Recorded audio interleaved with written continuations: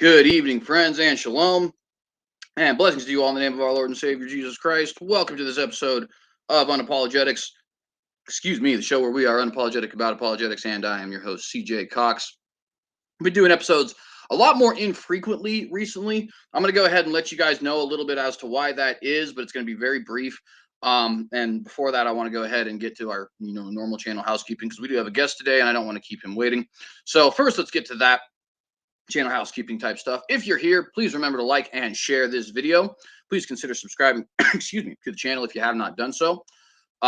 Please consider hitting that bell to get notified every time we go live. Our shtick here is fundamentalism owned, number one, because I think that it's a good thing and not a bad thing. I consider it to be the only consistent form of religious expression. Notice I said consistent, not legitimate. I'm not insulting anybody. But anyway, and also from an intellectual bent, right? I don't think a fundamentalist needs to necessarily be anti-philosophy, anti-science, any of that kind of stuff. In fact, if you look up the original fundamentalists, they're all PhDs from Princeton University. So, that's sort of the shtick of this channel. And if this is your first time here, please do consider hitting that thumbs up, subscribing, and hitting that bell. Want to go ahead and let you guys know about a couple of things that we have, kind of announcements, stuff like that. Namely, one big one for this month, and that is that if you guys have enjoyed my Hag Sameach series about the holidays, we are getting our episode 3, technically 4 if you count the calendar episode, coming up this month. That's going to be March the 17th, and that's going to be the first time we're actually discussing a biblical holiday. The first two were on Epiphany and Candlemas, traditional Christian holidays, but we're actually going to be talking today about Purim, which comes from the book of Esther. So if you guys are interested in that series, if you're interested in the holidays, if you're interested in history, specifically in this case, Jewish and biblical history, please do consider, looking out for that video. We don't have the thumbnail up quite yet, but I should have it up probably by today. And yeah, if you guys have been enjoying this series, it does seem like it's doing better than a lot of the other work that I do. So it seems like you guys are enjoying it for sure. And I appreciate anybody who is. But yeah, again, March the 17th. That's also St. Patrick's Day, in case some of you guys are, do I have that marked in my calendar already? You probably do. So yeah, that's going to be coming up. And if you guys are interested, definitely consider checking that out. Obviously, we're always looking to have more interviews and more debates, but we don't have anything scheduled at the moment. So that's all I can tell you guys as far as stuff that we have officially laid forward, right? Although if you want to, that's not true. Sorry. I am actually going to be on Exploring Theology channel, I believe is what it's called. It's JD Martin. I know his name more than I actually know the channel, but I believe it's the Exploring Theology channel, to discuss my recent debate with Dr. Leighton Flowers. So if you guys are interested in that debate or interested in a review of that debate, me and a fellow Reformed brother will be looking over that debate, doing a review. I have asked for his most scathing of criticisms, so hopefully we'll actually get something to improve on. But nonetheless, if you guys are interested in that, that's going to be actually in only 3 days, March the 10th on the Exploring Theology channel. Hopefully we'll be seeing you guys there. And then briefly want to let you guys know why we haven't been doing content as frequently. The main reason is if you go back, you'll notice a huge portion of my content was open rooms. Not opposed to open rooms. We'll be doing open rooms again in the future. However, I have decided, and you guys kind of already knew this, right? I warned you about this back in December that this was going to start happening, and it's just starting to slowly seep into the channel, right? I prefer this channel to be something that is much more robust intellectually. I consider myself to have failed you guys if I am not providing you with absolutely quality and educational content. And sometimes, very often, when you have these open rooms, that's just simply not what you get. You get dumpster fires, you get fights, you get people who really have no business having these conversations. By the way, that's going to be really important to our conversation today. But because of that, I have decided that I want to focus primarily on content that I have prepared remarks for. I'm doing a lot more PowerPoint, doing a lot more in-depth study so that we're being able to cite sources on hand rather than looking them up in the middle of a show.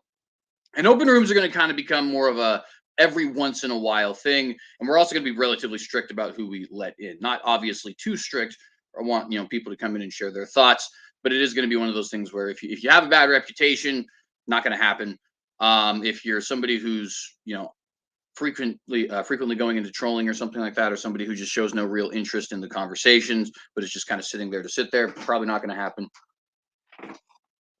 and et cetera, et cetera. So, just want to let you guys know about that. That is the reason why the content has been, hasn't been as frequent. And yeah, obviously, we're going to be putting out hopefully some really good stuff for you guys here. So with that, I actually have a guest. And that is my good friend, although in a way bitter enemy, right? Not really. But Micheal, the Canadian Atheist, thank you very much for being here. And how you doing? I'm doing well. Thanks so much for agreeing to have me back. And yeah, frenemies. How's that? Yeah, for sure. For sure. Yeah. I dig it. Yeah. Opposing worldviews, fellows in humanity. I've always appreciated how you and I can disagree and yet still be decent human beings, which is a wonderful segue into what we're going to talk about today. Yeah, for sure. And I didn't actually title anything today. It was just Micheal, the Canadian Atheist returns. But for those of you who may be interested, because I also hinted to that a little bit earlier, what are we talking about? Well, hang on really quick. I want to say, I don't know if this is too much of a pun, but Gladversaries could be something. Oh yeah, okay. That's not... anyways, but we were going to have a conversation today about honest and dishonest interlocutorship, actually, and the frequentness of each in the various platforms which we frequent. YouTube, Clubhouse, Discord, all these other kinds of things, Twitter, of course, right? What makes good interlocutors and bad interlocutors, what makes honest pursuit of truth, what makes a good conversation and what doesn't, and what are our experiences and so on and so forth. I think it's all going to be a pretty free-flowing kind of a talk, as these all basically all have been. But nonetheless, with that little bit of context added there, I just want to have a very small introduction in case anybody here has not seen you. Believe it or not, my channel does grow, so there might be some folks. But little self-depreciation joke, sorry. The self-depreciation doesn't suit you. I'd be surprised if your channel wasn't growing. Hey, I'm Micheal. I do a little bitty podcast with a dear friend of mine, Dean, called a Canadian Atheist. We like to have discussions and stuff like that with believers and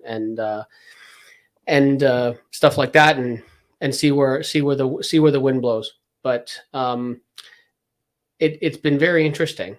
And I'm just going to take over your show, CJ. So it's been really interesting because I reached out to CJ. It was a while ago now because we haven't chatted in some time. And I said, hey, haven't chatted in a while. I have this idea.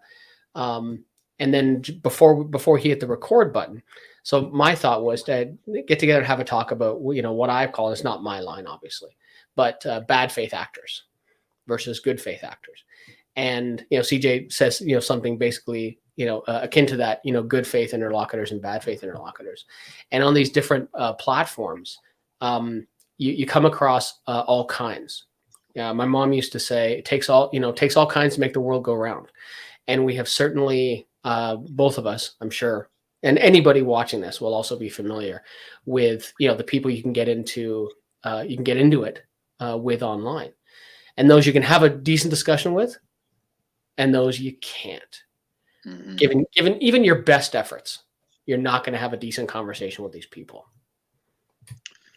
Yeah, and it's interesting because it's almost, now of course, this is a little bit of me, poking fun towards my own particular worldview, not poking fun towards it, but using it a little providential in a way, because recently, of course, as I was just kind of talking about, I've, kind of been trying to get this channel more and more towards what it originally started as, what I think everybody who watches it would like it to be. One of the reasons I think, in fact, when I had the big fight with Smokey and Praise, a lot of the people who left their channel for my channel was because they preferred that sort of a thing, right? The sort of an honest interlocutorship and all that other kind of stuff. And so it was just interesting to me that this is something that, you were having on your mind, wanting to have a conversation about it around the same time that I'm actually making an active choice to turn the channel more in this direction. And so I think it's a good conversation to definitely have. But to jump right into it, what's prompted this interest in the Canadian Atheist? This particular interest, the good interlocutorship, right? So everybody in this is familiar with a guy on YouTube named Tom Rabbit. And if you haven't if you're not, crawl out from under your rock. So Tom Rabbit puts a lot of content out, usually poking fun at someone who, and it's funny, I won't use his YouTube name. And mostly because Darth Vader is my favorite character in Star Wars. And it bugs me that he's co-opted his name because he's not nearly cool enough. So I call him Double D. And I chuckle every time I say it because it's funny. So I was watching a Tom Rabbit video that he was doing on Double D. And it was on this forum that I've recently discovered. Probably many of you are familiar with it, called Clubhouse. And I'm like, what's this Clubhouse thing? So this room was it was called the Public Rebuke of Double D. And as a thumbnail, there was the little baby Lego Darth that I'm sure everybody's familiar with, right? And of course, it's a parody on the big the badass Darth Vader, right? Because it's just little baby Lego Darth, right? And it was a guy named Silver Star, who is a fundamentalist Christian on Clubhouse, and another guy named Progressing Pilgrim. Now, I've come to get to know Silver Star, whose actual name is Stacy, quite well. He's a decent man. I would put my relationship with Stacy almost at the same level as you, CJ. Like, we, diametrically opposed, but we can talk and we can disagree and we can still be decent human beings to one another. For sure. So anyway, I listened to this, and it's basically just two fundamentalist Christians calling this jerk out for what he is. And the reason for it was because there was this room where he was in, and there was a woman, her name was Connie, and she was like late 60s, early 70s, Christian woman, very humble, soft-spoken, and he went up one side of her and down the other, tore her a new one. He was vicious to her. He was a horrible human being. I am, of course, editing myself for the you're a Christian channel. He was, insert favorite expletives here, to her. And they called him out for it. Like he made her cry on a YouTube video. He was just being a garbage human. And so I decided that I needed to seek these two guys out. So I joined Clubhouse and I create a profile and I go on and I start looking. It didn't take me long. It took me a day or so to find these guys. And I went into one of the rooms and I put, for everyone not familiar, basically you go into these rooms, there's the audience and there's the stage. And I was in the audience and I put my hand up to speak. And Silver Star brought me to the stage. And he said, hi, we see Michael here, not familiar with him, what have you got to say? And I said, hey, my name is Michael. I'm an atheist. You don't know me. And then I went into this story to tell him basically, I have sought you out to thank you. I saw this video and I just wanted to thank you for holding one of your own accountable because I don't think it happens enough. This guy's a piece of garbage and you called him out for it. So as an atheist, thank you. And we've since had many conversations. He's agreed to come on the podcast, but he lives in Japan. And so schedules are doing this. And it's difficult to set something up. So it was really interesting. And then being on Clubhouse more and spending more time on other people's YouTube channels and stuff like that. So Double D has this, what I call his sycophant band, made up of people like Jay Robin, One Way, Enlighten One, Ton Locke, and some others who are in this group of people that I call bad faith actors, because they're not interested in having conversations like you are, CJ, like I've had with other people.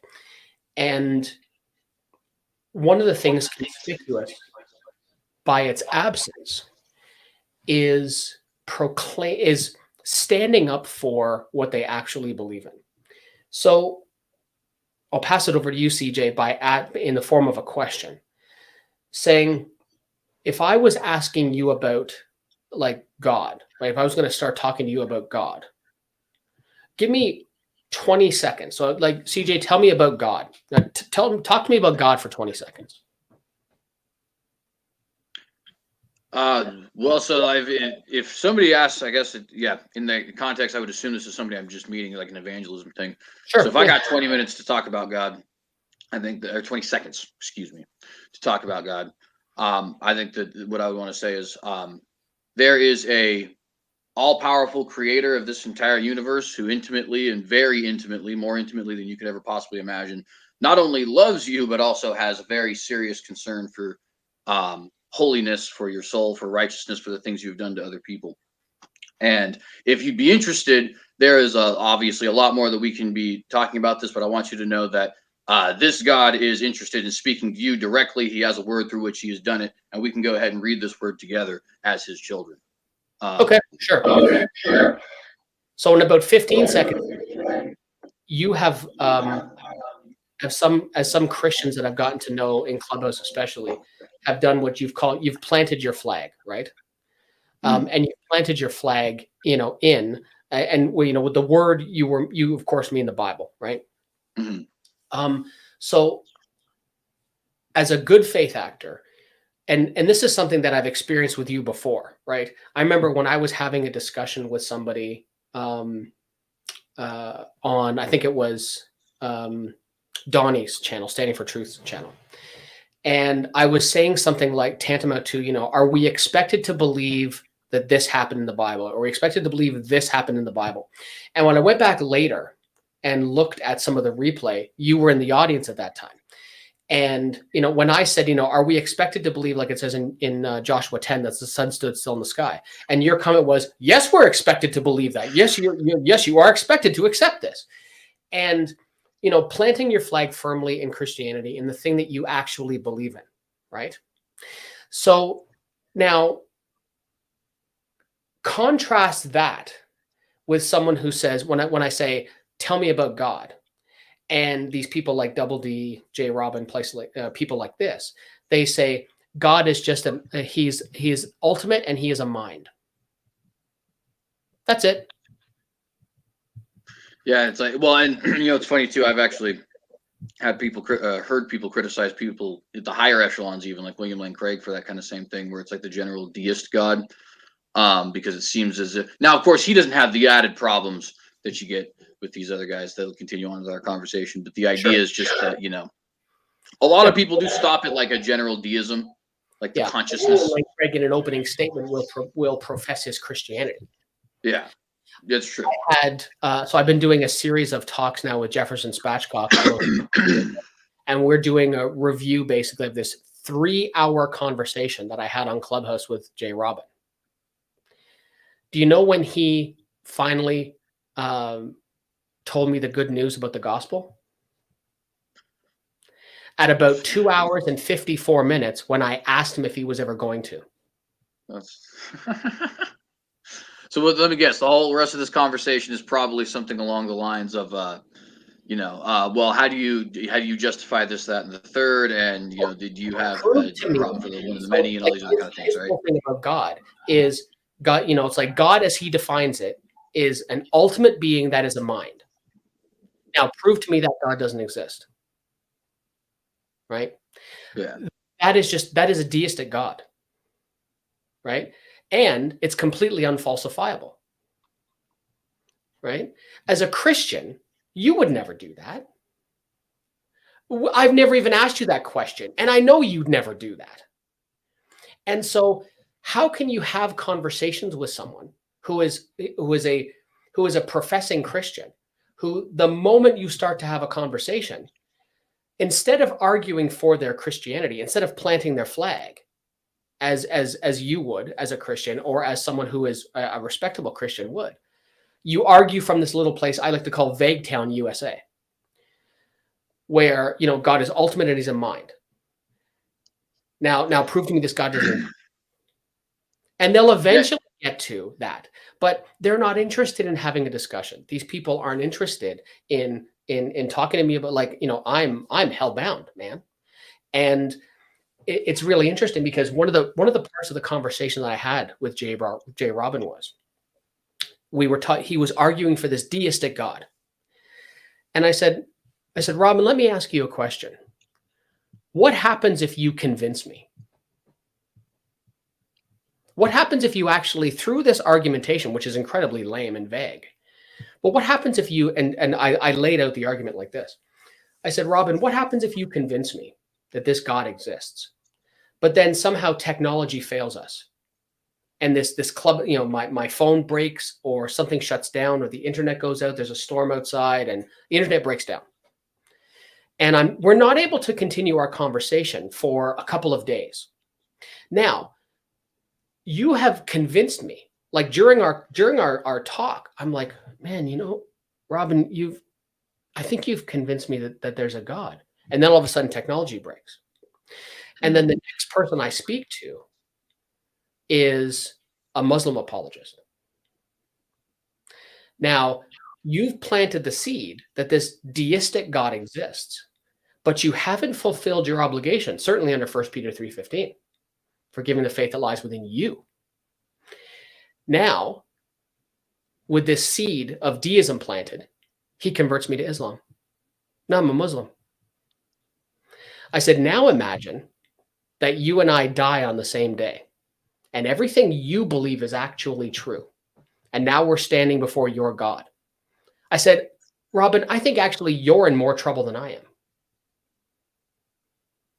I think that's probably true too. And it's interesting. I can kind of, so from, the obviously the Christian side now, right?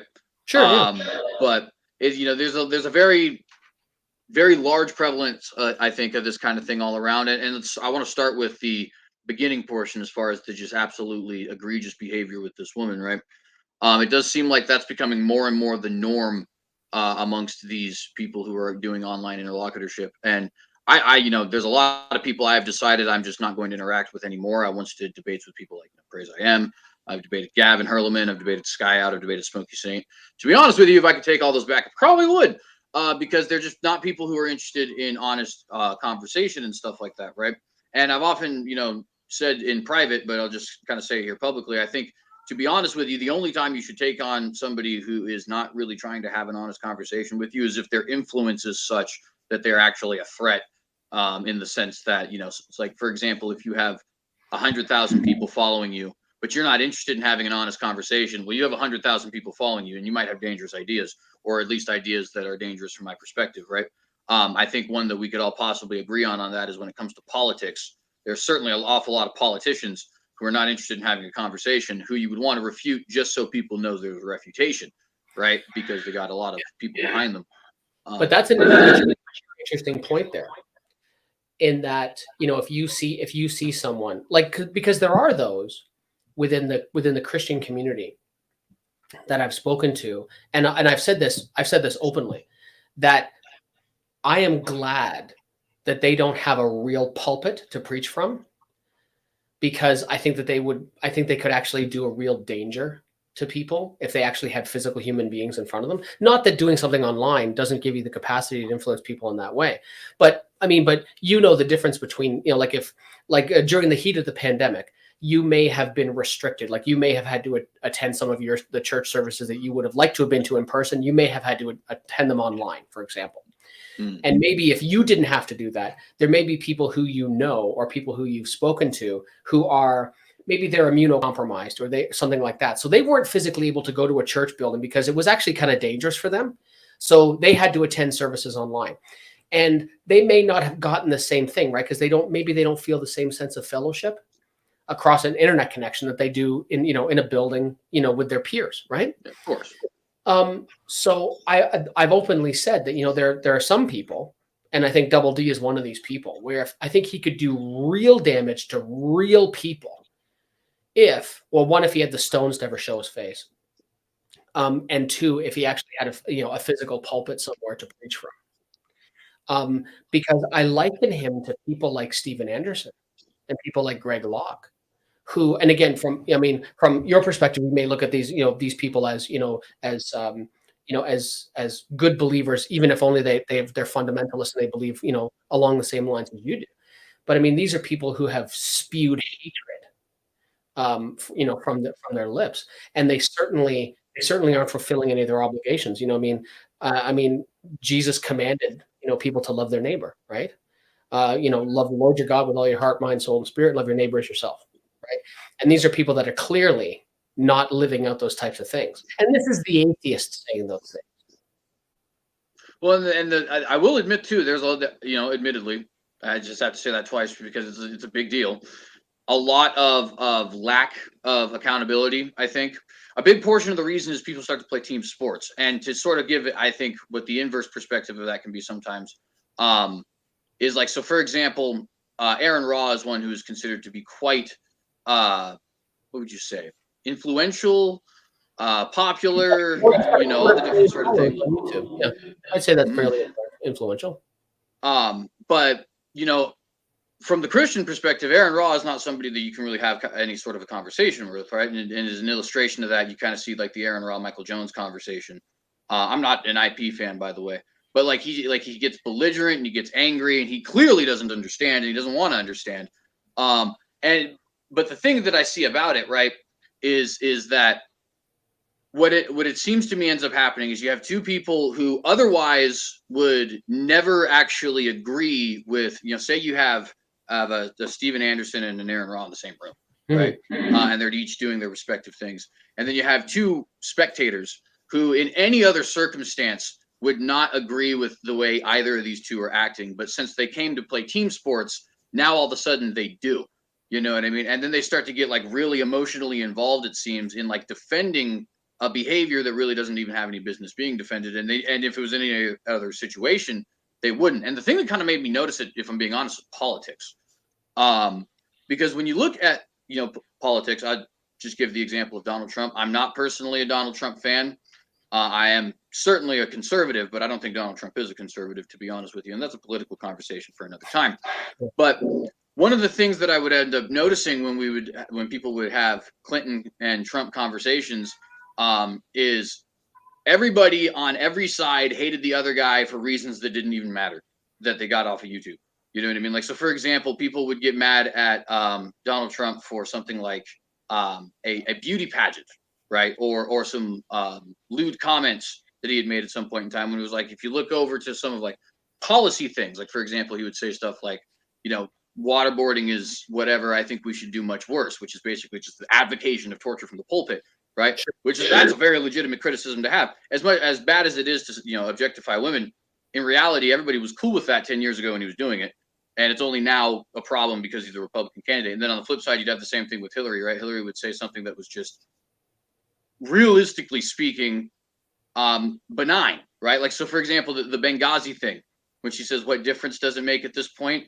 That's in context. She's actually making the point of, like, this investigation in the end isn't solving a problem. It's not her saying it doesn't matter that people died, right? And then people would jump in on that. And yet at the same time, you'd have a lot of Democrats there who would not in any way, shape, or form want to address the fact that, well, this woman has actually been a defender of very egregious things on account of her husband, on account of Jeffrey Epstein, on account of people, you know what I mean?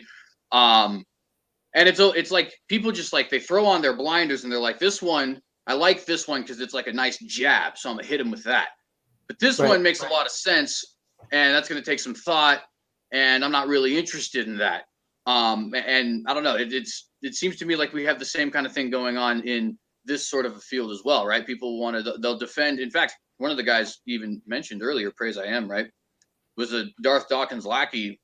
I think probably still is a Darth Dawkins lackey, to be honest. Not anymore. We'll get into for sure. All right. Well, there you go.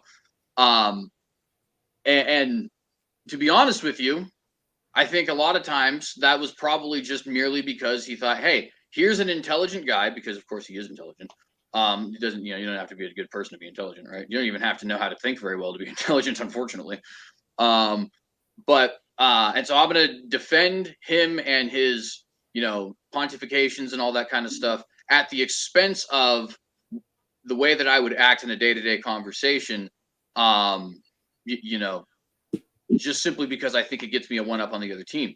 And it's because people start to play sports, right? And this isn't a sport, really. The conversation, whether you're coming at it from a Christian perspective of wanting to evangelize and defend the gospel, or if you're just coming at it from the general intellectual perspective of wanting to have a further pursuit of truth, either way, it's not a sport. It's not a point-keeping game, you know what I mean?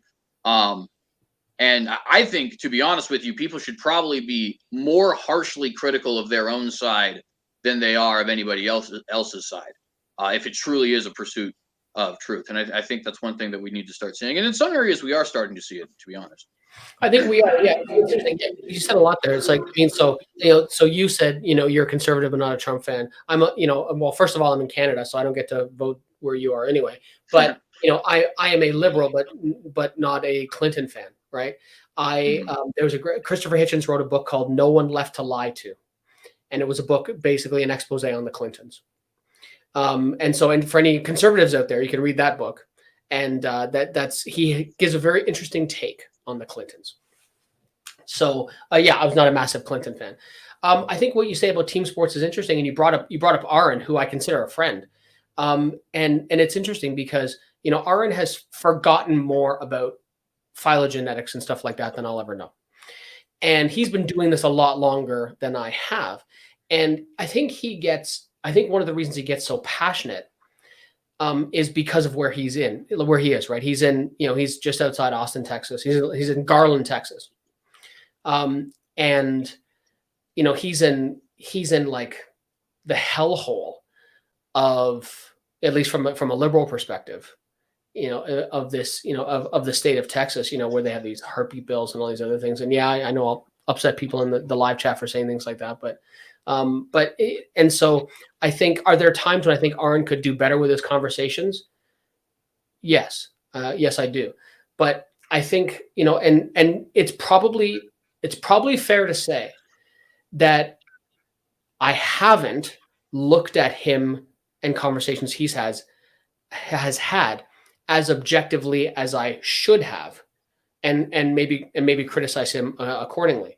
There is a part of me that feels like I'm not qualified to criticize him, especially if he's talking about the educational things he talks about, because I cannot critique him from that perspective. I don't have the knowledge base he has for those types of things. And there are times, and we've said this before, you can find videos of me where I am much less agreeable.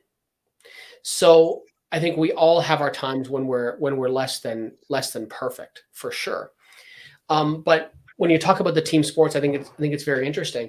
And there's been a really interesting dynamic with some of the people that you mentioned. So I want to dig into that just a little bit, if I can, and offer some perspective on that. So you mentioned Praise and Double D. They have since very much parted ways.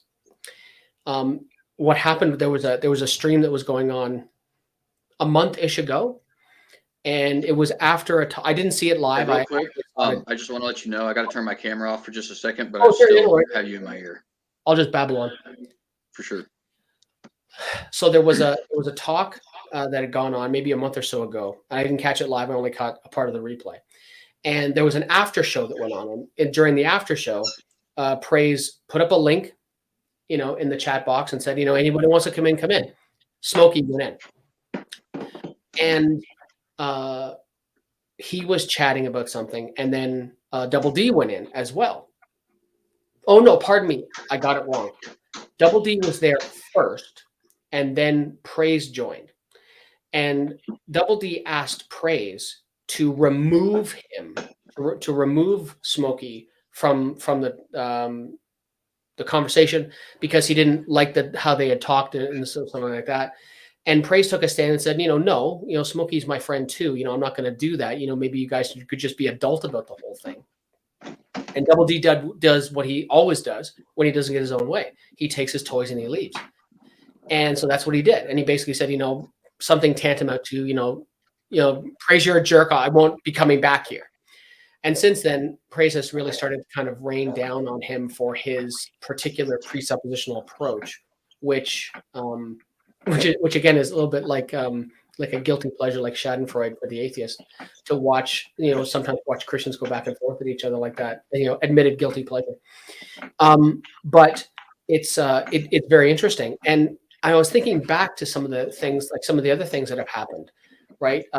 How, Praise and Donnie from Standing for Truth have been at odds and back and forth, kind of falling in and out of each other's graces, so to speak. But then I think back even further back than that. Some of my first forays into YouTube was with a guy named Stephen from Cider Import. He used to have a channel called Religion's BS. And he and I teamed up for 3 tag team debates on modern day debate, going back probably about 2 years ago, with Smokey and John Maddox. And each one, those are ones you can look at. They're a little dumpster fiery, especially number 3 towards the end. Anyway, when the whole situation around the allegations around Smokey Saint came out, and CJ, you did a great job of kind of shedding some light on that, including the one video where you posted a link to that Jesse Lee Peterson talk that, in my opinion, sealed the book as far as to whether this person is that person or not. I am convinced of that. He still denies it. Nevertheless, when this whole thing came out, John Maddox, he ghosted Smokey like nothing. And they have since fallen out of each other's good graces. And I think this is one example where you talked before about playing team sports, where quietly, because John didn't overtly come out and say, hey man, this guy's accused of something and I'm not going to have anything to do with it because of that. He didn't do it overtly like that, but he just quietly took a step back. And I don't think they've had anything to do with each other since that time. And so, but I think you're partially right in the team sports thing. And if you are standing up, if you're going to stand up for what is right, then you do have to be prepared to have potentially uncomfortable conversations, even with people that you may be on the same team with. And this is something you said it a few minutes ago, CJ, and you're 100% right, 1,000% right that it has to happen. And it doesn't. I'm curious for you now that I've just blathered on for a bunch of minutes. I'm curious to hear, and I have a reasonable idea, but some of these people, why you have decided that you don't want to, like, or why you have labeled certain individuals bad faith interlocutors. Yeah, certainly. So I guess to potentially narrow down a little bit, did you have some particular names you were curious about? Just because. Sure. Yeah, like Gavin Herleman and I have had 3 or 4 chats now on different forums, different people's YouTube channels. For sure. He and I are, of course, shock of shocks. We are as diametrically opposed as you and I are, right? And yet, like you referenced Skylar Fiction a little bit ago, right? And like Skylar tried to have a talk with or a debate, quote unquote, debate with Gavin a couple of years ago, and it was terrible. Yeah, I saw that actually. And he wouldn't have anything to do with Gavin if Gavin was on fire, I don't think. And yet I've been able to have 3 or 4 discussions with him, and pretty decent ones actually. And so I'm curious as to why you feel differently. And it's a weird thing, man. Like, and this is what we said before we hit the record button. How as the heathen, I can get off this call with you, and I can send Donnie from Standing for Truth an email, or Praise, or any of these other people, or John Maddox. I can send these people emails and say, hey, you want to do this, that, and the other thing. And they all seem to look at me the same way. Like, well, he's just, he's a garbage atheist anyway, so why not have a talk with him? But I'm curious from your perspective, what is it, and I think more specifically with Gavin, what is it that made you put that label on him? I'm curious. Yeah, and everything that I say here, just so you know, audience, because I'm sure you kind of already know this, is said with respect. I'm not interested in gossiping on anyone's name. But from my perspective, what I get from the Gavin Praise team together, actually, unfortunately, I can include Praise in this, is what seems to me to be a lot of, first off, they can be very crude in ways that are just outright childish. You know what I mean? Like in the middle of conversations, having the different like memes coming up and the retard bus thing and the fart jokes and all that. And it's just like, if I wanted the interlocutorship to be on the level of Family Guy, I guess I could just go watch Family Guy. They do every now and then make political points. You know what I mean? And so that was one problem. Another problem is I don't really think that they very seriously believe things. When somebody flip-flops so many times, it starts to convince me that you're not actually convinced of the things you're defending, right? Interesting. Okay. And so I found that to be a pretty big problem. And then also just the constant back and forth with the drama. So I'll just give a perfect example. Just the other day, I'm in somebody named Jamie Russell's open room, and for no reason at all, Gavin just jumps in and starts to say to one of the people in there, I don't even know his name, I think Fifth Trumpet or something like that. Starts to say to this guy, "Hey, why are you in here with all of these, idiots and morons and all this other kind of stuff?" That's the only reason he jumped into the conversation. I'm perfectly fine if you feel that way about me. I'm even perfectly fine if you say those things about me. But that's literally your sole reason for being here, is to say that when we're in the middle of having what is supposed to be a intellectual and, from our perspective, all being Christians, God-honoring conversation. You know what I mean? And just those kinds of things I find to be consistent with that kind of with that little crew. You know what I mean? And it's obviously everything can change, but it seems to me like a lot of people in the YouTube sphere are more interested in the drama. It's like an e-television show, you know what I mean? Where it's like, oh, well, look at this thing, and these people are fighting these guys, and let's go ahead and fan the flames over here. And not really interested in the conversation itself. Yeah, that's interesting, right? I mean, the dumpster fires gets hits, right? Right. The dumpster fires get used, right? So it's really Well, interesting. and let me real quickly say, Yeah. and I don't like this fact, but it is a true fact. Barring some of my really huge stuff, like stuff that I've done with David Roll or my holiday specials, my most popular videos are videos where I talk about Smokey Saint. And so if I wanted to, I could sit here and, hey, the drama gets me trending a little bit. Right. And if obviously, just because I'm a human being, that is always going to be a temptation. But the point there is just to say, like, and I don't like saying this about the audience, because I'm sure some of them are even here. I know a lot of the people who are here consistently because I don't do that. So most of my fans, and I assume a lot of your fans probably, are not in this category, but they lurk, and I'm sure some of them are here. And some of them will see this later on if they're not here. And unfortunately, there are a lot of people in even this community, quote unquote, who that's really what they're interested in. That's what they want to see. You know what I mean? They really like hearing Dr. Kenny Rhodes talk about how terrible Saint Nicky is, and Saint Nicky talk about CJ, well, to be fair, me and Nicholas are on the same team, so I don't know why he would ever talk about me.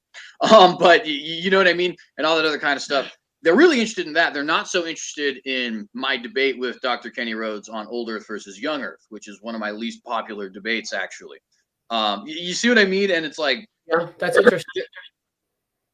And even some of the conversations I've had with you.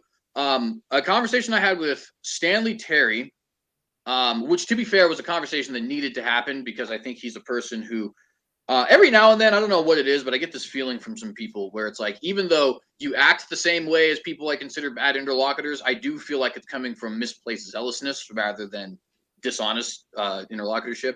I don't know if you ever get that feeling about people, but Stanley Terry was one of those people. I always considered him to be, like, honestly devout, but just misguided. But regardless, it was a total dumpster fire of a conversation, right? And that conversation is more popular than any conversation I've ever had with you, which to me makes absolutely no sense. You know what I mean? To me, that's that. Why is it that in-depth and honest conversations doesn't go anywhere, but drama and mudslinging and people yelling and stuff like that, which kind of makes me feel dirty when I'm done with it, if I'm being honest, is like, and to be fair, it's not, it's not nearly as bad as anything you get from like Dawkins or Darth Dawkins, I mean, or any of that other kind of stuff. But it's a very real problem that not only do people not call each other out for this kind of stuff, but unfortunately the audience they eat it up. They totally eat it up. Yeah, it's interesting. I think we've been doing our podcast now for we're going on 5 years. And I think we get comments all the time, and people send me emails all the time. And anything like on the negative side, I don't bother. Like I'm not interested in dealing with that. So, and it's funny because I mean, the Canadian Atheist, I think, does actually have a YouTube channel. There's don't go there looking for content. There ain't nothing there. But it's interesting.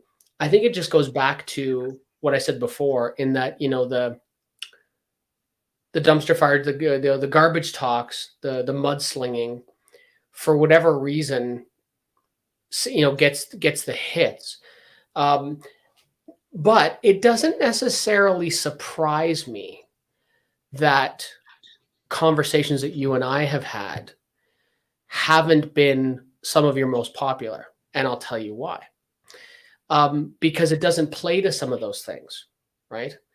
We're not sitting here, you know, you're not having to mute me or move me backstage because I'm saying inappropriate things, or, you know, things like that, right? Like I'm not feeding into those types of things. And so I think when two people, even though, you know, they're opposed, you know, like each other. And like I remember we had a conversation before, we were talking about something in regards to, like, I think it touched on morality or something like that. And I remember having the conversation with you saying, you know, if I met you in person, I would hand you my wallet and I would feel perfectly safe doing that. Like, I know that it would be safe with you. And so there isn't that same, maybe, I mean, I hope it's not just the, you know, blood cells, right? They're like sex cells, right? I hope it's not just that. But I think also sometimes I get some of the message that I get from members of my own community, and it's happened a fair bit, right? Like I have gone on the record saying that I think, you know, people who, you know, carry the Atheist torch are lazy. I appreciate that. And that's not very popular. But no, it is not. But you know, and to kind of say, though, just real quickly, to me, that's like the equivalent, like when you were saying earlier, like God is a mind. You know what I mean? It's like, to me, the Atheist is like the equivalent of that, where it's like, okay, well, you're not really saying anything. You're just kind of, you know, you're just telling me you don't believe my position, but that's not enough for you to take a position and have a conversation. You know what I mean? That's just like exactly. being an audience member. Exactly. And that's why I take the strong stance, right? Like I believe gods don't exist, you know, a la, you know, SCP. But, you know, and I've said that I think that the Atheist approach is as lazy as presuppositional apologetics. Because, like, from my perspective, presuppositional apologetics is starting with your conclusion. If you're going to start with your conclusion, why are you having a conversation, right? It's like starting with, okay, CJ, the answer is 2. Right? And you start, no. The answer is 2. We're not having a discussion. Nothing is going to come of that. If you've started with your conclusion, just put yourself in a closet and talk to yourself, or put yourself in that echo chamber where you're only talking to people who agree with you. Because you're never going to have any meaningful conversation with anyone who doesn't agree with you, because the answer's 2. But if you start with what I think is sometimes the most honest thing you can say is, and that's, I don't know. Let's have a discussion. Or these are the things that I believe, and these are the reasons I believe them. Let's have a discussion. Then you can get somewhere, right? And I guess this ties back to what you said before. If that's what you're really interested in, then that's where the meat comes from, right? Right. Otherwise, it's just vegetable soup, right? But, you know, the meat. Then you throw some beef in there, and now you got a meal, right? Sorry for any vegans out there, but, you know, I like meat. So it is interesting, and so. But just by the way, because I know I always go back later and look at the recordings that you and I do. And I don't know that I've ever said this. There is the tab here within StreamYard to look at the comments. I never look at them during the broadcast, because I would just be like this the whole time, and I'd miss 9/10 of what you say. So if there is anyone, I don't know how closely you monitor the chat, but if there is anyone who has anything, like either a comment or something like that for me, I'm not ignoring you. I'm paying attention to CJ. So please don't think that I'm ignoring anything that you may or may not be saying. It's incredibly egotistical. I'm sure no one has even tried to address me. But it's I know I've gone back later and said, hey, people have said, what about this? And they've put my name in there. And I'm like, I didn't see that. Sorry, man. Like it's not something I pay attention to. I felt like I dragged us off a little bit there. Anyway, sorry. No, you're totally good. You're totally good. So getting back, I think, to some of the main points here too. One thing that I have wanted to kind of, ensure as a way of making sure that this is kind of a more robust conversation, and not this is in our own talk right now, but the general talk that we're all having here online, right? Is to try and kind of, like, first off, as you're saying, set a clear parameter for what it is that you do believe and not believe. But then also, I think there is a certain level of rigorosity, if that's a word, that we should probably take when in doing a lot of these debates. So how do you feel about those times when it seems like you go into, and basically, is this the same thing, is kind of what I'm asking. Is this also an example of being a bad interlocutor, a bad faith interlocutor? I kind of think it is. When you go into a debate, having not really done like the legwork, you know what I mean? And I'm not talking about like getting a PhD or anything like that. I just mean like you didn't bother to look up the Wikipedia page on the topic, kind of thing. And are just shooting for it. How do you feel about that? I think it depends. I have tried to, because debate sounds so adversarial. I've tried to say, like, whenever I'm going somewhere to talk, and be like, I'm going to go have a discussion with so and so, right? But of course that doesn't attract as much attention as Friday night debates, right? Because that has that gladiatorial ring to it, right? I would much rather have a talk with someone. I'm not afraid of being convinced one way or the other. Present your arguments to me and stuff like that. I think as long as the behind the scenes stuff happens in earnest, and as long as the people getting into it, like, let's say it's you and I, like when we had our discussion on whether the 10 commandments were ethical, right? We both had, we both did our opening things, 10 minutes ish, something like that. But we spent most of the time talking, right? It wasn't super structured, 10-minute openings, 8-minute rebuttals, 4-minute counter rebuttals, 3-minute closing statements, questions, right? Those are, like, to me, that's boring, right? I would much rather have, because I think there's a lot more when we have open discussion. And especially when that part of the discussion isn't scripted, like when there's a topic, right? So 10 commandments, or secular morality, or the flood, or 6-day creation, YEC versus OEC, whatever it is you want to talk about. When you're just having a discussion and the topic is laid out, but everything isn't super scripted, you can sometimes, if you don't stay focused, you can go down a bit of a black hole. But sometimes you can also have really great things, like someone makes a point, and a really great conversation can spur from that.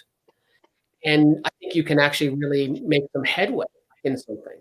Not necessarily, because the other thing is that, it's like, so for example, if you and I decided right now, okay, you know what? I was thinking, CJ, I was thinking about this 10 commandments thing. I think we need to go at it again right now. So let's just, at 54 minutes, let's just go and let's just rehash our debate, right? Boom, go. That type of thing isn't necessarily going to get us any ground.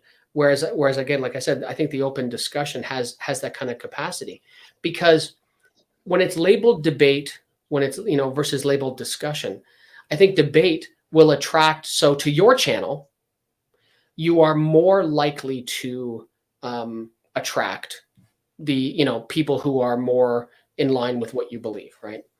And if I'm going to be here discussing it, then some people from my side will come to your channel to see that, right?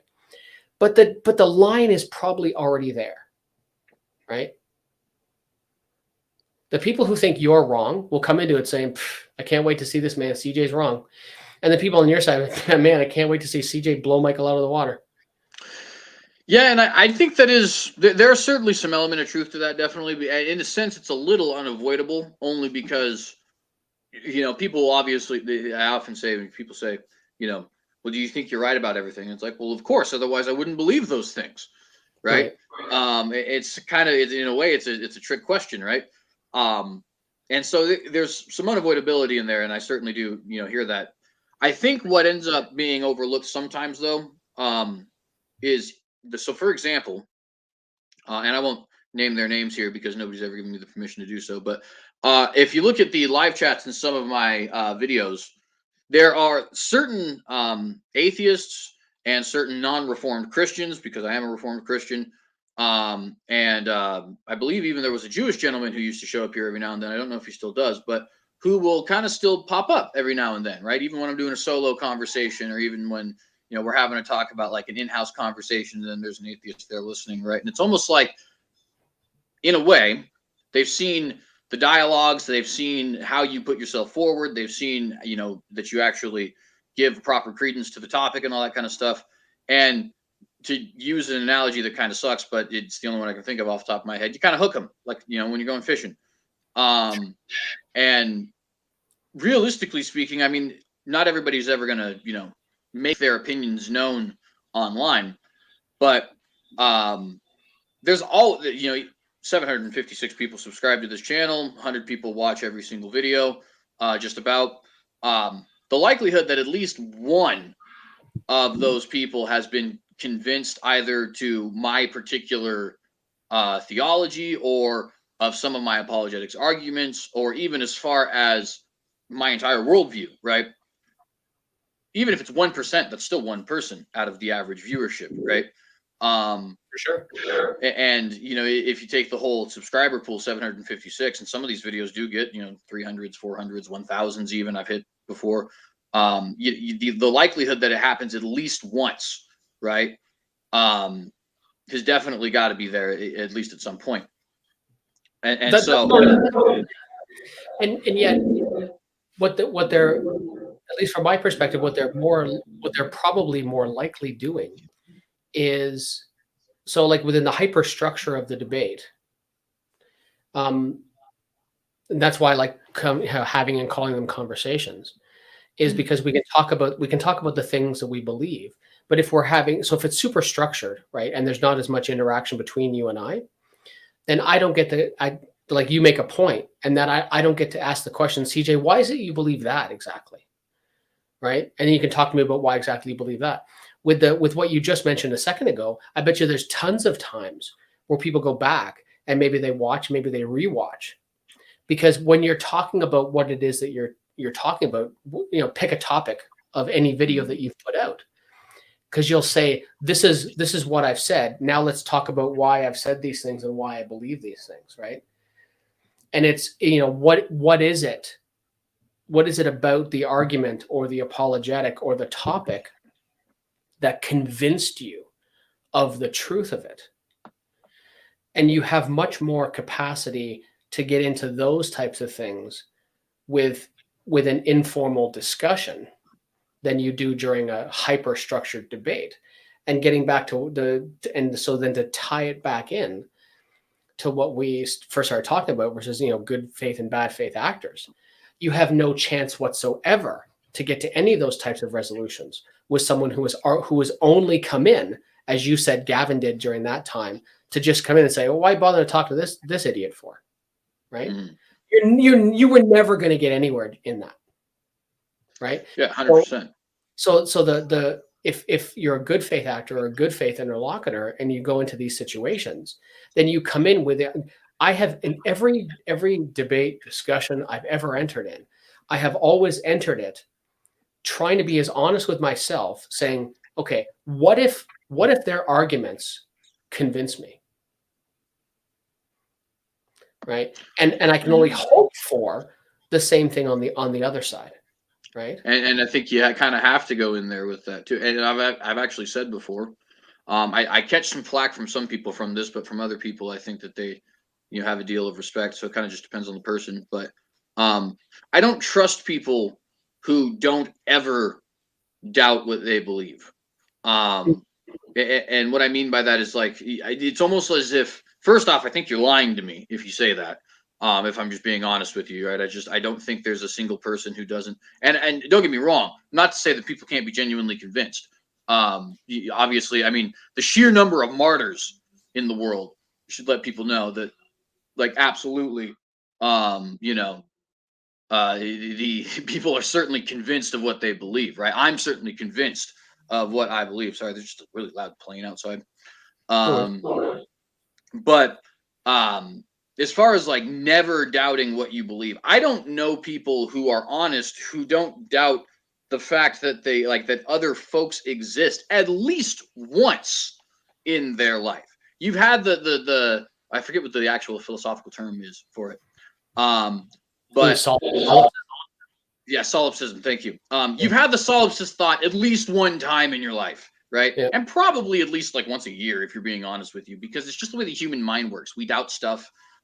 We don't, we sit there and think, well, how do I know that it isn't this, that, or the third, right? And then your reasoning actually takes over, and that's how you maintain the beliefs that you actually have.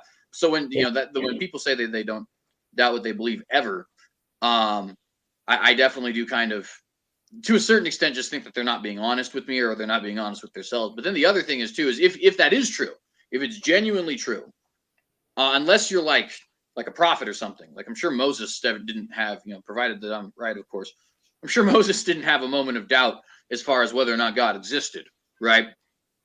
Well, having seen a literal burning bush not being consumed by flame, yeah, that's right. pretty convincing. Yeah, right, for sure. Yeah, like when you talk about solipsism, sorry to interrupt you just a second. When you talk about solipsism, the best thing that I ever used to kind of convince myself that there are, that solipsism isn't a thing, is if I was the only mind and I was the one responsible for all of this, I would be way more rich, way better looking. So it's a little tongue in cheek there, right? But and so yeah, like if I was the true captain of the ship, I'd have a better life. I gotta say real quick, because one of the things that that made me really kind of see the error of salt. Now, to be fair, I've always lived under the, and actually, there's a atheist YouTuber, Leo Filius. I'm sure you know him. Oh, I know Leo. Yeah. Yeah, the way he worded this is so far my favorite way to have worded this, which is, to be honest with you, probably the only praise I've ever given him in my life, because we do not get along. Although I don't know, that's one of those things where it's like I'm sure I probably have an awful lot to do with that, if I'm being honest with you. But at any rate, so he made the argument once, and I think he's 100% right, that if you even if solipsism were true, you would just have to assume it wasn't, in order to have any sort of a meaningful life whatsoever. And not meaningful in the sense of that you found meaning in your life, but meaningful in the sense of that, like why are you not defecating in your bedroom and just laying there without food or water and just, you know what I mean? Like, and it was just one of those things. Like, yeah, I mean, if something is so absurd that you have to assume it's wrong in order to actually have any sort of function whatsoever, I think that we can just say that it is realistically absurd and not just metaphorically or philosophically or something like that. Absurd. But the other thing too is G.K. Chesterton. If you've ever read the book Orthodoxy, I will get back to what we were talking about in a minute. I just wanted to bring this up. If you ever read the book Orthodoxy, he talks about the madman, right? And the madman is convinced 100% of what it is that he believes, and he's the only one who's convinced of what it is that he believes. And all evidence to the contrary is actually evidence of what he believes. For example, if a madman believes that he is the president of the entire world, but everybody's trying to hide it from him, when he asks somebody, hey, am I the president of the entire world? And they say no, he'll say, see, that's exactly what somebody would try to do if they were trying, or what somebody would say if they were trying to hide it from me. And if they say yes, well, you see, that's exactly what somebody would say if I was indeed the president of the world. You know what I mean? And there's no way to actually get out of it. So I wanted to just bring that up because I remember reading G.K. Chesterton talk about madmen and how madmen are the only people who are completely convinced of what they believe. And it fit into the thing we were just saying, right? No, I think it's and it's funny. in the interest, I think in the interest of having, open discussions with people, I think you should be able to,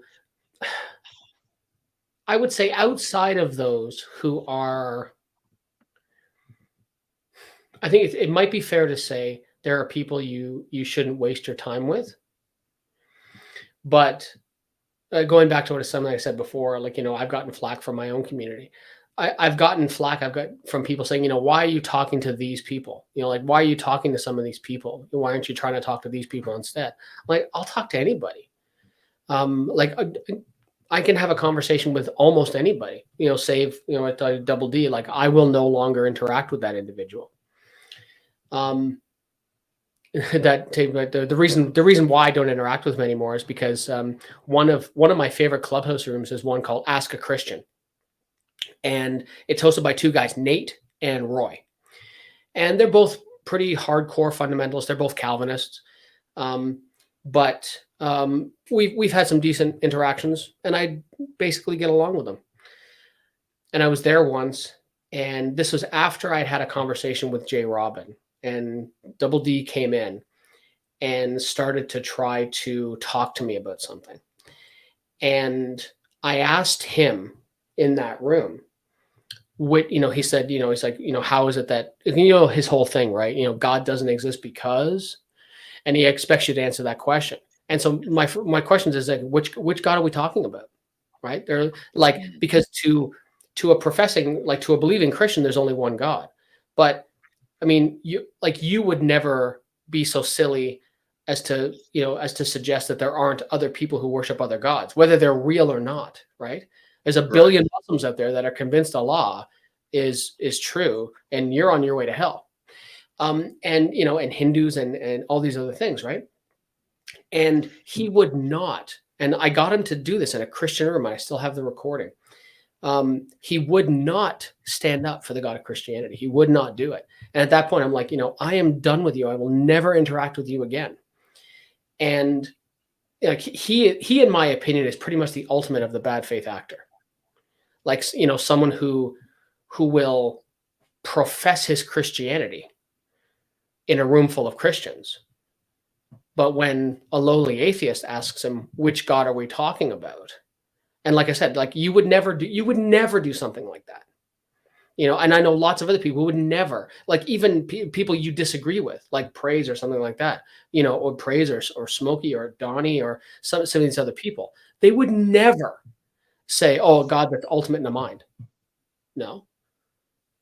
They would say something, equivalent to, Yahweh, the God of the Christian scriptures, the God of the Bible, God of Christianity, say something like that. Yeah, or like pointed out earlier, they might, like William Lane Craig might make that argument, but after telling you, hey, this is a step to the presupposition, not the presupposition, but to the conclusion we're eventually going to get to Christian, which is I think exactly, which to be fair, that's even one I know a lot of people don't even do that, and I have a lot of issues with William Lane Craig, but I think that's one thing that I definitely don't have an issue with is like, when you, for example, Kalam cosmological argument. That's the start of the argument. That's not the end of the argument. It's like, all right, now that I've convinced you of Kalam, let's move forward to this because we got to make our way up this ladder to eventually get to the Bible, right? And I've always found that to be a very honest approach, only because it's one of those things where it's like, hey, I'm going to tell you before we get on the let's say staircase is probably a better analogy. I'm going to tell you before we get on the staircase where we're going, but each individual step, I'm going to try to explain to you why we're taking this step, right? And then by the end of there, if I'm right, this is the destination that we'll actually be at. Whereas it seems like a lot of other people would just be like, all right, so we're here on the step, and the step is actually the destination. It's like, well, it's not though. And in fact, one of the things that I think is funny is it's not even exclusive to Abrahamic faiths, right? Sikhs and Zoroastrians believe in a tri-omni monotheistic creator God, and they're not part of the Abrahamic tradition, at least technically. I think there's probably some influence for certain. Sikhism comes out of very Muslim-centric India region called the Punjab, and according to the Zoroastrians, Zoroaster would have lived around the same time as Daniel, and in the same place as Daniel. So, assuming both traditions are true, at least in their historical facts, it's very possible Zoroaster was actually influenced by Daniel.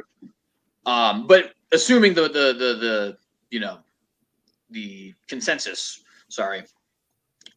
These guys are outside of the Abrahamic tradition, and they still have claim to the triomni creator God, monotheistic, theistic, of course, rather than deistic, because that's obviously a big, point there. And so you do have to kind of go forward. And it's kind of like I was saying earlier, you know what I mean? To me, it's like, and I appreciate what you said about the Latheist thing, because it is the same thing, right? It's in that sense where it's like, we're here to talk about why to me, it's almost like with either of these positions, it would almost be like you want to have a conversation about whether or not monarchy or republicanism is good, right?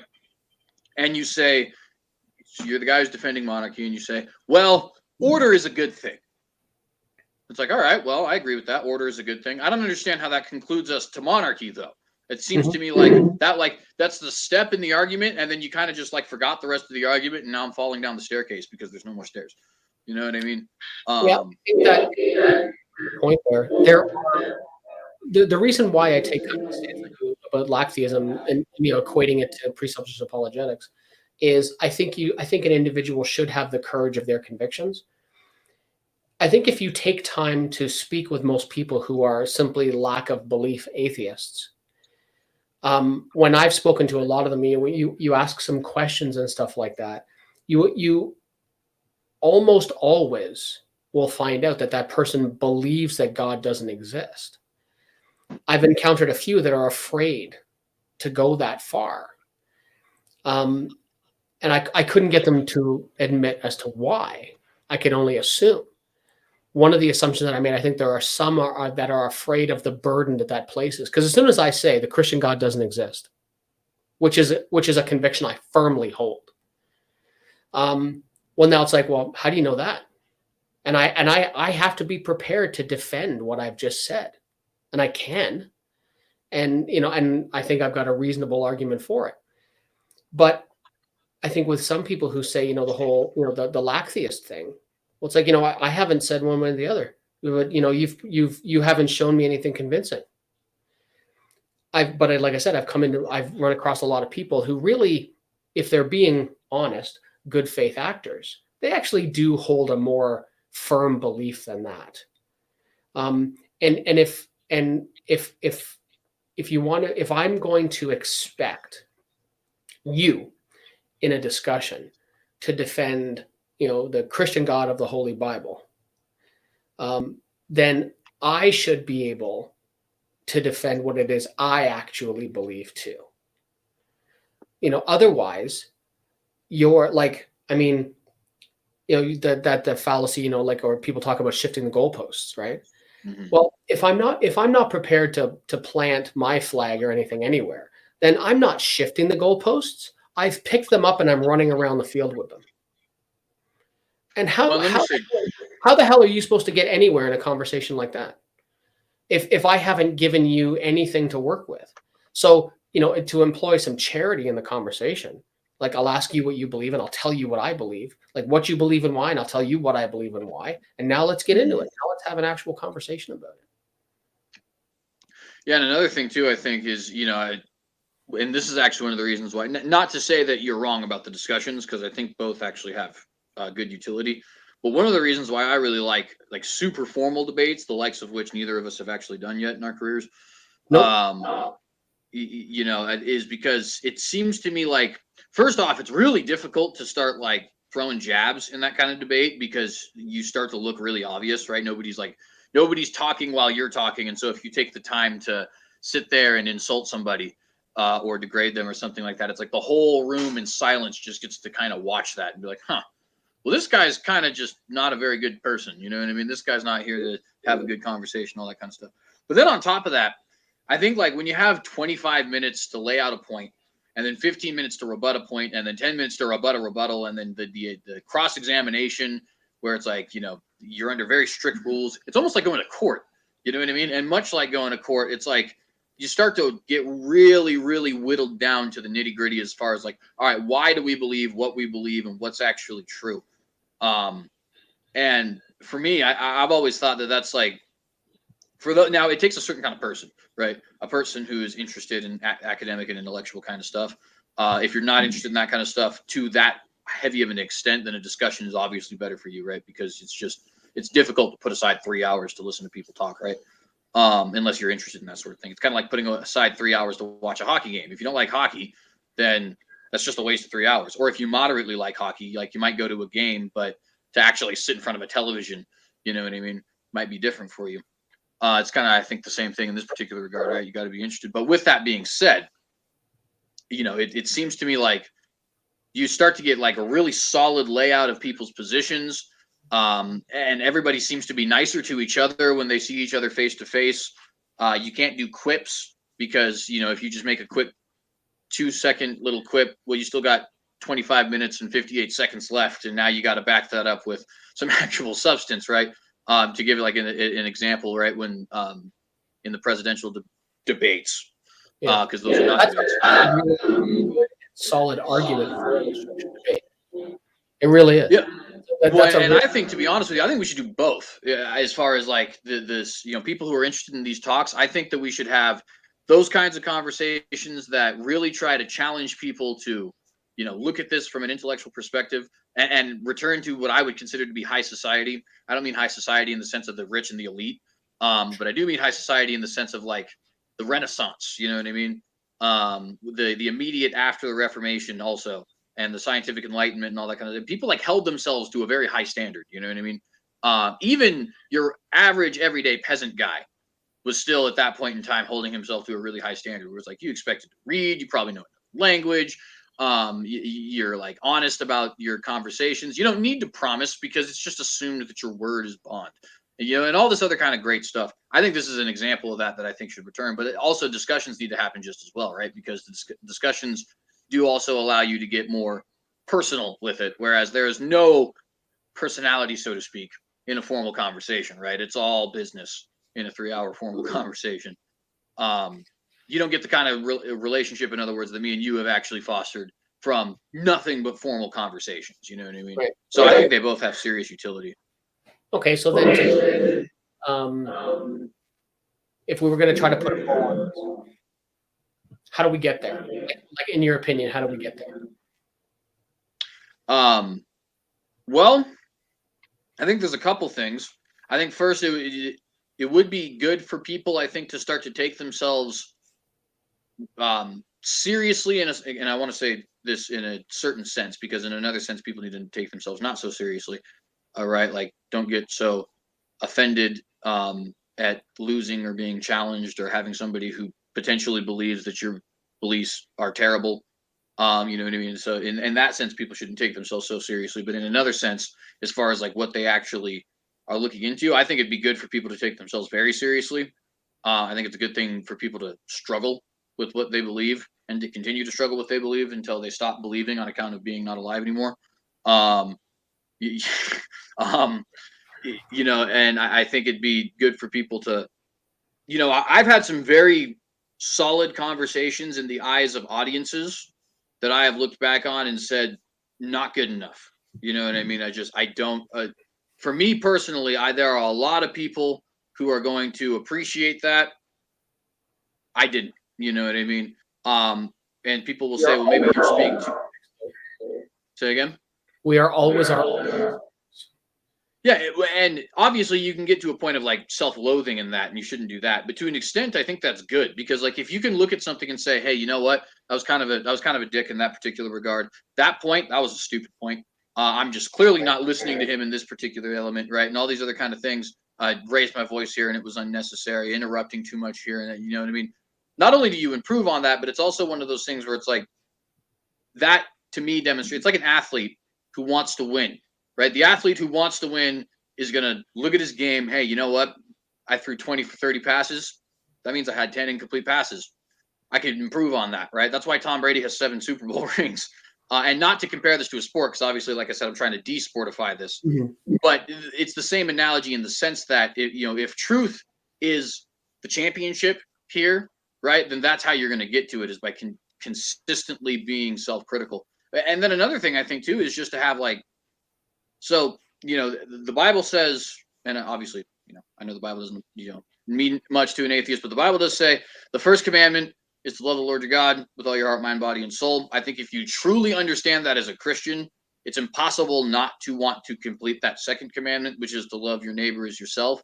Because, when I see somebody, for example, and I'll use this just because it's a really small one that people don't think about.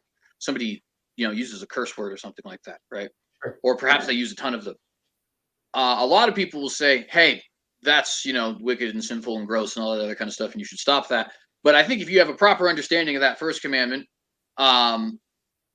it's kind of more like a, dang, if I'm being honest with myself, I kind of have a little bit of a foul mouth at this, that, and the other time. You know what I mean? Because everybody does. Let's just be honest. I mean, the pastor has children and a wife who know exactly what it takes to get him to drop an F-bomb. You know what I mean? That's just a fact. Unless he's just like a really, really self-controlled person. And that, obviously those rare people do exist. But for the most part, I'm not true, genuine. Say again? I'm not one of those people. Well, and I'll admit, I'm, it depends. I can get a pretty sailor mouth going on, to be honest with you, because it's weird. In my upbringing, not in the sense of being at home, but in the sense of all the people I would interact with at school and my cousins and my friends, curse words weren't really curse words. They were just kind of stuff you said. You know what I mean? And so, even to this day, it's one of those things where it's like, I don't necessarily have the same wince as other people when you have something like an F-bomb, because it's like, I don't even think you're actually like trying to curse. You're really just emphasizing something. You know what I mean? And that's why people tend to replace it with something like bloody or frickin' or something like that. You know what I mean? Because it's like the curse isn't really the point. Whereas if you see somebody saying like, like F you or something like that, right? That's obviously more using it for its traditional usage, I guess. But regardless, the point here is just probably one of the best, the F-bomb is probably the best pronoun and adverb there is. Mm-hmm. In my opinion. It's probably true, right? 200 times a day. Like if I don't drop it 200 times a day, I've been asleep that day.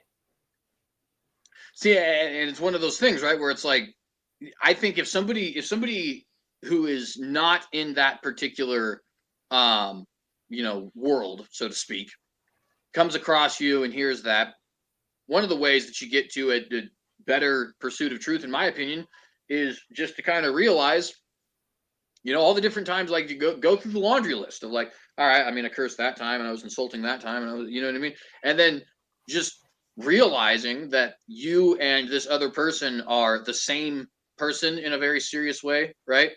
Mm-hmm. I mean, it makes it difficult to hate people. It makes it difficult to hold things against people. You know what I mean? And I think that's just something that's lost on a lot of people. Unfortunately, it's even lost on a lot of Christians, even though that's something that's like, I would say the only way you get to the Christian understanding of why you love people is yourself. It's a step, right? The first step is realizing all of the different terrible things that you're capable of and that you've thought. And nobody knows your thoughts better than yourself, right? Whatever the most egregious thing you've ever thought is, you know it, and probably nobody else on this entire planet does, right? And maybe, obviously it depends on the person. I think for married people, that's probably not as true. Or for people who have like a really solid friendship with somebody, but you get the idea. I'm kind of rambling, right? So I think that's definitely a big one too. So like I said, taking yourself seriously, wanting to do stuff the very best that it can be done, right? And then also just seeing people as reflections of your own self in a way, not in the sense of an egotistical sense, but in the sense of like, there but the grace of God go I, you could say, or there but circumstance go I if you're not a believer, right? The point just being like, in a different set of scenarios, that person is me and this person is I and all that kind of stuff. And, and another thing I think is just kind of having these conversations too, just being honest about them. It's not everybody is obviously going to have a channel that is, or even just in their day-to-day lives, is going to have a personality that is wanting to go out and seek these kinds of conversations. But if you are that kind of person, make sure you're having these conversations consistently, right? It's one thing to be the evangelizing guy. The evangelizing guy has obviously got his particular goal, and that's obviously fine. But if you're the apologist guy, you want to actually sit here and, pursue truth in a philosophical, theological, whatever the different topic that comes up is, right? You can't do that by talking to somebody who already agrees with you. It's just it's not going to work. It's never going to work, right? Beware of echo chambers. For sure. And on top of that, here's the thing: you know, if this is really one of those things where like if convincing somebody is actually a big deal, right? Which all Christians should believe that it is.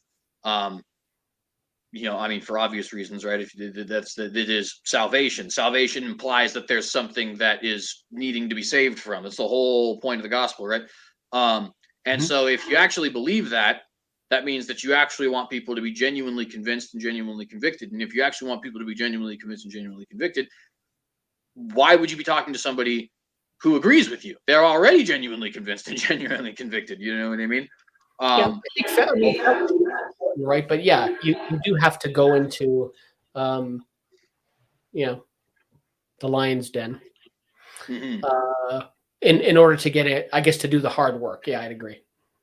Right, and so yeah, those are kind of my bullet points. Just to reiterate very quickly: take your work very seriously and do it to the best of your ability. See people as reflections of your own self, and just talk to people who disagree with you more often than you do. You know what I mean? Not you in particular, obviously, but just the advice. No. Well, for everybody watching, let's do that more. Just take what CJ said and just do that more. Because I don't disagree with that. I agree without caveat to everything you said. For sure. I appreciate that. It's you know, a little soft brag there, but that's okay. No, yeah. Just remember. I'm totally joking. Just remember, a pat in the back is only a foot away from a kick in the ass. For sure. So, well, my friend, that takes us to about an hour and a half. So, is that pretty typical for you? Yeah, so the goal on this channel is to go an hour at least. So we've definitely hit the goal. Anywhere that it goes beyond that is fine. But hour is the minimum I try to get. So we've definitely hit that here. I would ask you. Go ahead. Toss my email into the chat or something like that, or into the thing, and if people want to reach out to me and have a conversation, if they want to have a debate, then they can tag me. They can certainly ask CJ, and CJ will reach out to me on your behalf. And let's set it up. I can talk with pretty much everybody. And to be clear, that because I'm pretty sure I remember it off the top of my head, but I just want to remember or get it clarified rather. Yeah, Roger.com. Yeah, that's what I thought. There we go. I actually just dropped that in there. If anybody wants to get a hold of Micheal, definitely go ahead and do so. If you liked this video, also, I would like to say please do like and share the video. Obviously, would appreciate y'all if you considered subscribing and hitting that bell to get notified every time we go live. Get this out to all your different friends and family, because, of course, what good is a message without an audience to hear it? And I don't really have anything else I want to say, to be honest with you. I usually have more stuff to announce, but I guess there's got to be a lull in it at some point, right? There's got to have breaks. I have people in my actual. The only thing I've got coming up soon is I'm supposed to be in the interest of having these discussions. I'm supposed to be going on to Praise's channel soon-ish to have a talk with Smokey. He wants to talk about morality, and I couldn't pass up an opportunity to talk about morality with Smokey. But that's about all I've got going on over the next little while. Other than just regular episode drop. I'll totally steal this. I'll post a link to this and post it as an episode because I'm lazy. Yeah, absolutely, go right ahead. To be honest with you, I kind of just assumed you would anyways. Yeah. With that, friends, obviously a pleasure talking to you guys. Talking to Micheal, obviously, but you guys are all here, so I appreciate you anyways. And we're going to go ahead and clock out, so to speak. So, I don't know when the next time I'll be with you guys is. Probably at some point Wednesday, I would imagine. I want to start doing these somewhat more frequently because now that I've gotten this time of research done, I do have a couple episodes that are going to come up here soon. So those should be good. But anyways, love you guys in the Lord. Shalom to you all. And if the Lord wills and tarries, we will see you here soon. Cheers, guys. Cheers.